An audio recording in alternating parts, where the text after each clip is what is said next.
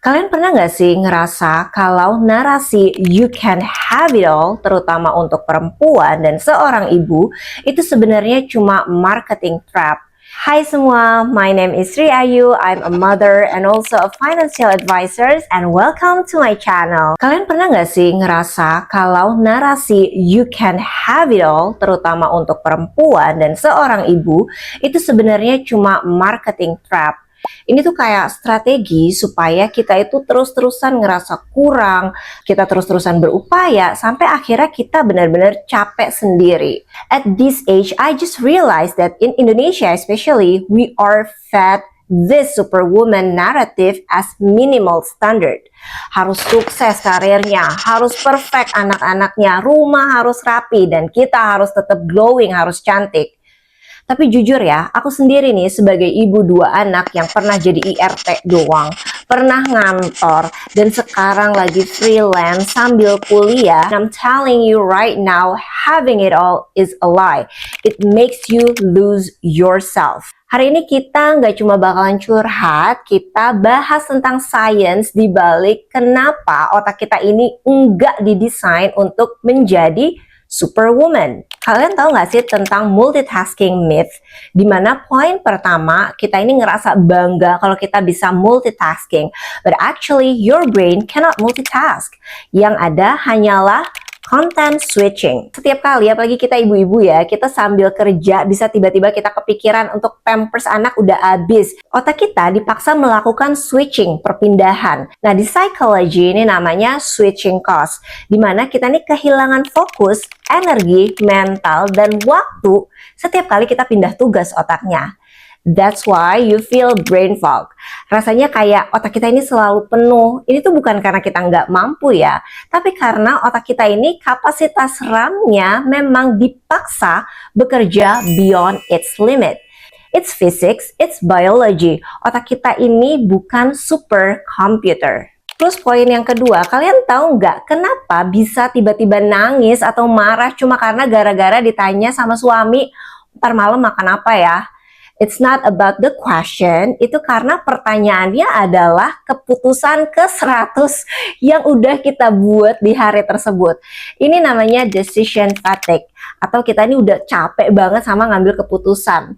Sebagai perempuan, kita sering banget memikul executive function ya di rumah ya. Kita mikirin dari A to Z, kita mikirin stok pampers, sampai deadline di kantor itu juga kita pikirin. Your exhaustion isn't physical work. Kamu itu capek karena setiap detik kamu itu harus memilih. Choosing everything means choosing to be mentally drained forever. Terus, poin yang ketiga, kenapa sih kita nih selalu ngerasa bersalah, selalu ngerasa ada aja nih yang salah. Itu tuh perasaannya gede banget. Saat kerja kepikiran anak, saat sama anak kepikiran kerjaan.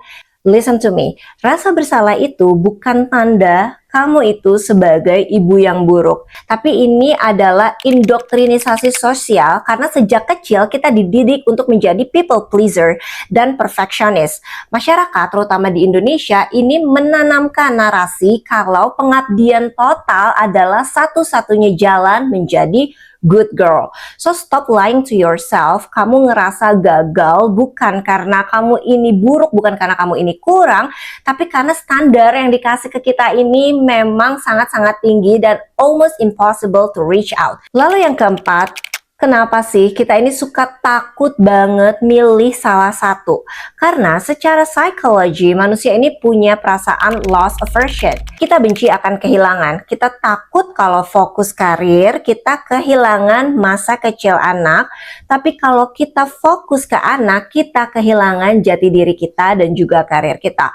But like Mel Robbins said, this is one of my favorite writer, you are so afraid of losing one thing that you end up losing yourself in the process of trying to hold everything. Every yes you say to others is a no to your sleep. Setiap yes itu mungkin adalah sesuatu no di tempat lain. Kalau kita mau mengorbankan karir kita untuk anak-anak, berarti yes-nya adalah anak-anak terjaga, tapi karir kita is a no in progress. Lalu poin yang kelima, ganti perspektif kalau hidup ini ada di lingkaran yang harus diisi penuh sekaligus. Hidup itu adalah seasons, adalah musim. Kamu bisa punya segalanya tapi tidak di waktu yang bersamaan. Ada musimnya kamu harus push your career, ada musimnya kamu harus slow down karir kamu buat anak, and it is okay.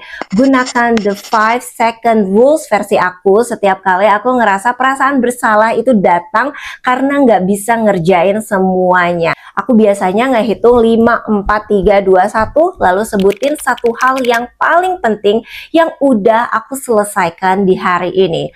Focus on what you did, not what you missed. Kalau kamu pernah ngerasa kayak lagi maraton tapi nggak ada finish line-nya, kamu nggak kelihatan hasil akhirnya, know that you're not alone and you're not wrong.